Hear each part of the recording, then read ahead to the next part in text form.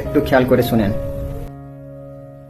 আসসালামু আলাইকুম। ওয়ালাইকুম আসসালাম ওয়া রাহমাতুল্লাহ। আপনি কি আমাকে পছন্দ করেন?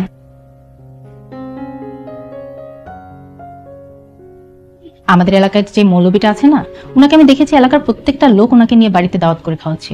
আচ্ছা, তোমার কি মনে হয় না আমাদের বাড়িতে ওনাকে দাওয়াত করে খাওয়ানো উচিত? তুই কিন্তু কথাটা মন্দ বলিসনি। তাহলে আজকে রাতে ওনাকে ডিনারে ইনভাইট করি, কি বলিস? ঠিক আছে ভাইয়া, গত 1 বছর আগে আপনি আমাদের বাড়িতে দাওয়াত খাওয়ার জন্য এসেছিলেন। আচ্ছা, আপনি যদি কিছু মনে না করতেন আমি আপনাকে কিছু প্রশ্ন করতাম। আমি কি প্রশ্নগুলো করতে পারি? জি। আপনাকে যখন দাওয়াত দিয়ে আমাদের বাড়িতে আনা হয়েছিল, আপনার খাবারের প্লেটে নিচে 2,500 টাকা রাখা হয়েছিল। আপনি কি টাকাটা সত্যি সত্যি চুরি করেছেন? জি। আপনি একটা মৌলবী হয়ে এরকম ভাবে টাকা চুরি করেছেন? আপনি কি জানতেন না আমি আপনাকে পছন্দ করি? আমার ভাইয়ের মাধ্যমেও আমি আপনাকে বিয়ের প্রস্তাব দেওয়ার চেষ্টা করেছি।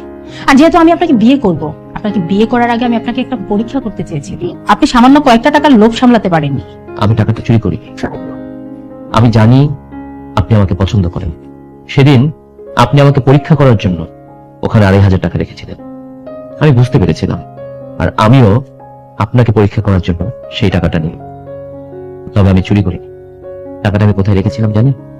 আপনাদের খাবার টেবিলের ঠিক পাশে যে সেলফটা আছে, সেলফের উপরে কোরআন শরীফ ছিল।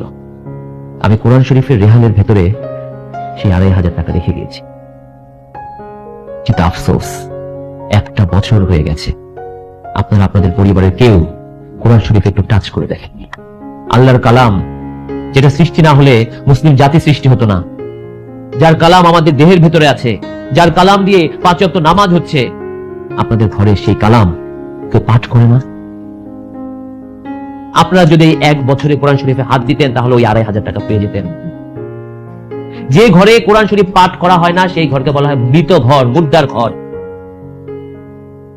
আপনাদের তো বাবা মা নেই। আপনার বাবা মা কি পাচ্ছে? সুসন্তান রেখে গেলে সুসন্তানের আমলগুলো বাবা মা পায়। আর এই ঘরে তো কোরআন শরীফ পাঠ করাই হয় না। আমি চুরি করিনি, আমি একটা পরীক্ষা নিয়েছিলাম। সেই পরীক্ষায় আপনি ফেল করেছেন।